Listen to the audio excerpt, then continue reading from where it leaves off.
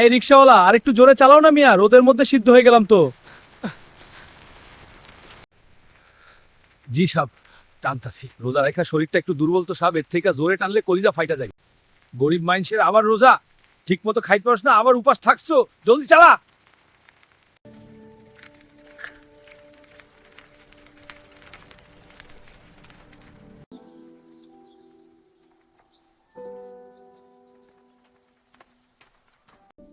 ইস, মিতুর জামাটা কি সুন্দর, একদম পরীদের মতো লাগছে।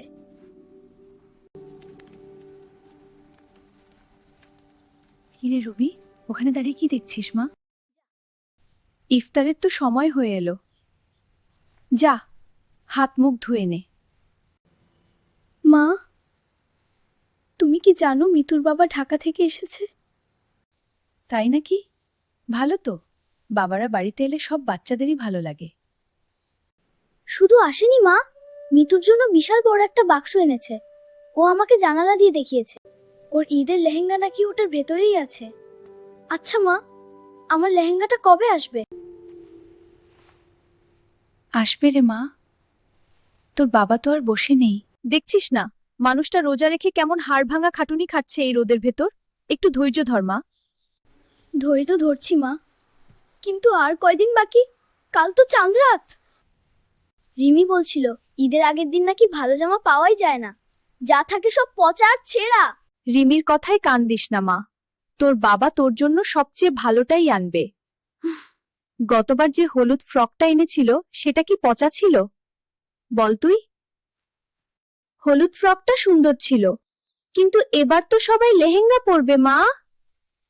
মনে কি ছোট মিমও লেহেঙ্গা কিনেছে, আমি যদি ওই পুরনো ফ্রক পরে যাই ওরা আমাকে খেলায় নেবে না মা।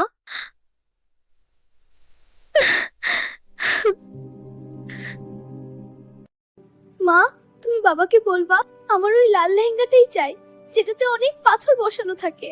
আচ্ছা মা, বলবো। তুই এখন ঘরে গিয়ে একটু শো, রোদের তাপে মুখটা কেমন শুকিয়ে গেছে।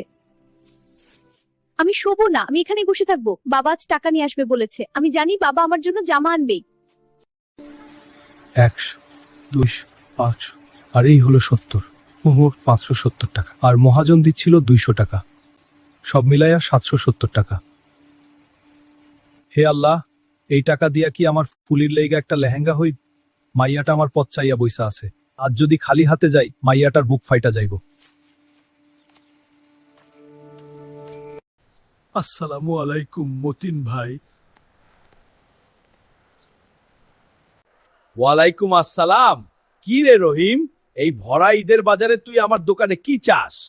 রিকশারাই খাইছিস কেন? যা বাইরে গিয়া খাড়া। না মানে ভাই, মাইয়াটার লেগে একটা লাল লেহেঙ্গা লাগতো, একটু কম দামের মধ্যে কিছু আছে ভাই? কম দাম মানে? তোর বাজেট কত? আমার কাছে এই 770 টাকা আছে ভাই, সারাদিন রিক্সা চালাইয়া আর ধার দেনা কইরা জমাইছি। 770 টাকা? তুই কি আমার লগে মস্কারা করতেছস? আরে ফকিন্নির পুত, আমার দোকানের সবচেয়ে কম দামি লেহেঙ্গার দামই তো 1500 টাকা, তাও একদম। তোর এই 700 টাকায় বড় জোর একটা সুতির গামছা আর একটা গেঞ্জি হইতে পারে। ভাই একটু দয়া করেন, আমরা তো একই গ্রামের মানুষ। মাইয়াটা লাল জামার লেইগা পাগল হইয়া আছে।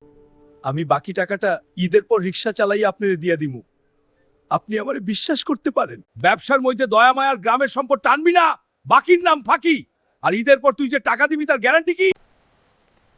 আজ মরলে কাল 2 দিন। যা যা, ভিড় করিস না, অন্য কাস্টমার আসতে দে। ফুটপাতে যা, ওখানে ছেঁড়া ফাটা কিছু পাইতে পারিস। এই কে আছিস, ওরে বাইর কইরা দে।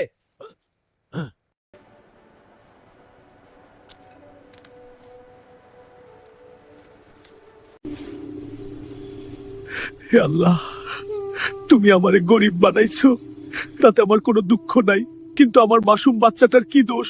ও তো বোঝে না ওর বাবার পকেটে টাকা নাই। আমি বাড়ি ফিরে কি জবাব দিব, কি বইলা সান্ত্বনা দিব আমার মাটারে? আল্লাহ, তুমি আমারে তুইলা নাও, আমি আর পারতাছি না। কিরে রহিম, এই ভর সন্ধ্যায় গাছের নিচে বসে এভাবে কাঁদছিস কেন? বাড়িতে কোনো বিপদ হয়নি তো? জি ভাইজান, আসসালামু আলাইকুম। না, বাড়িতে কোনো বিপদ হয় নাই। তাহলে কাঁদছিস কেন? তোর চোখ মুখ তো ফুলে আছে, আমাকে খুলে বল। বিপদ তো আমার মনে ভাইজান, মাইয়াটা একটা লাল লেহেঙ্গা চাইছিল, সাধ্য মতো টাকা জোগাড় কইরা আইছিলাম। কিন্তু মতিন সেটা আমার অপমান কইরা তাড়াইয়ে দিল। বললো আমার টাকায় নাকি ওড়নাও হইব না। বাবা হইয়া সন্তানের এই ছোট আবদার মেটাইতে পারতাছি না ভাইজান, এর চেয়ে বড় কষ্ট আর কি হইতে পারে, মইরা যাইতে ইচ্ছা করতেছে। চুপ কর রহিম, আল্লাহর রহমত থেকে নিরাশ হতে নেই। আর শোন, মতিন শেরের মতো লোকদের টাকা আছে কিন্তু দিল নেই মান। আল্লাহ আমাকে সামর্থ্য দিয়েছেন কেন, শুধু নিজের ভোগের জন্য নয়, তোদের মতো ভাইদের পাশে দাঁড়ানোর জন্য। এই নে, এখানে 5,000 টাকা আছে। ভাইজান, এত টাকা আমি নিতে পারবো না। আমি গরিব হইতে পারি কিন্তু ভিক্ষুক না, আর এত টাকা শোধ করার সামর্থ্য আমার নাই। কে বললো এটা ভিক্ষা, আর কে বললো তোকে শোধ করতে হবে? এটা জাকাতের টাকা, ধনীদের দয়া নয়, গরিবের অধিকার। এটা রুবির জন্য আমার পক্ষ থেকে ঈদের উপহার। মনে করবি তার বড় চাচা তাকে জামা কিনে দিয়েছে। তুই কি চাস তোর মেয়ে ঈদের দিন মন খারাপ করে ঘরে বসে থাকুক? কোনো কিন্তু নয় রহিম, টাকাটা রাখ। তুই এখন সোজা বাজারের সবচেয়ে ভালো দোকানে যাবি, রুবির জন্য সবচেয়ে সুন্দর লাল লেহেঙ্গাটা কিনবি, সাথে ভাবির জন্য একটা শাড়ি আর সেমাই চিনি কিনবি। যা, দেরি করিস না, দোকান বন্ধ হয়ে যাবে।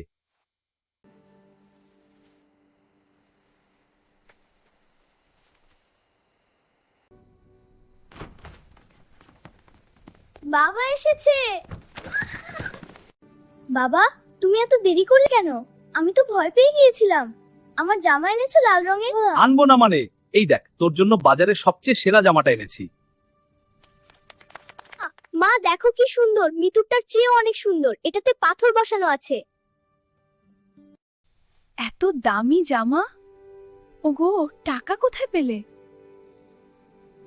আল্লাহ আসিফ ভাইজানের মাধ্যমে আমাদের জন্য রহমত পাঠাইছেন। তোমার জন্য শাড়ি আর এই প্যাকেটে সেমাই, চিনি, দুধ সব আছে। ওগো, আল্লাহ আমাদের নিরাশ করেন নাই। ও মন রমজানের ওই রোজার শেষে এলো খুশির ঈদ।